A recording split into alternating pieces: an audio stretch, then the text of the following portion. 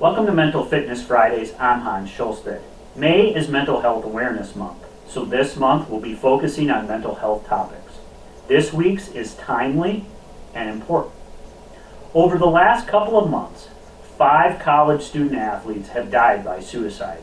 Katie Meyer, a star goalie on Stanford's soccer team. Sarah Schultz, a top runner for the Wisconsin Badgers. Lauren Burnett, a standout softball player for James Madison. Jaden Hill, a track and field athlete at Northern Michigan. And Robert Martin, a lacrosse player at Binghamton University. We have a problem. Consider this from the New York Times. In 2019, 13% of adolescents reported having a major depressive episode, a 60% increase from 2007. Emergency room visits by children and adolescents rose sharply for things like anxiety, mood disorders, and self-harm. In ages 10 to 24, suicide rates, which were stable from 2000 to 2007, leaped by nearly 60% by 2018. We've seen this in our practice. Athletes are not insulated from these trends. I've worked with teams where a young athlete has taken their life. I've had a friend die this way. It's hard to understand, and it's painful. So what do? Well, let's attack the myths. There's a myth that if you ask someone if they are suicidal, they will be more likely to attempt it or complete it. That's simply not true. Let me share something I've learned when talking about it with others. It needs to be talked about, even though it's uncomfortable. My experience has been that thoughts of suicide often occur when a person feels helpless and can't see a way out. I often hear things like, I can't shut off my brain and get out of my head.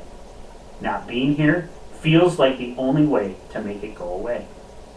Sometimes talking out loud helps us to realize the things we have missed or things we can change. Then I usually ask the person, are you serious about hurting yourself? Or do you need to find a way to figure out what exactly you're feeling and why? Many times, it's the second one.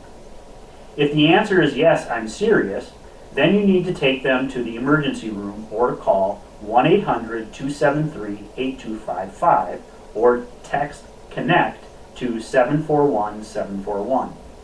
Don't leave them alone. Remove any firearms, alcohol, drugs, or sharp objects that could be used in a suicide attempt. Once you've left the ER, help them to find a therapist, and remember, it may take trying a few therapists to find a good fit. And our words with this matter. Don't shame them for what they're feeling or tell them they have nothing to be upset about. Be an empathetic listener, comfort them, and be a partner in finding them help. Let them know how much you value them and their presence in your life. And I know I said this last week, but it bears repeating. When talking about suicide, use died by suicide, not committed. Let's change the conversation around mental health. Let's talk and learn about mental fitness. Share our emails and share us on YouTube, Insta, Facebook, and Twitter.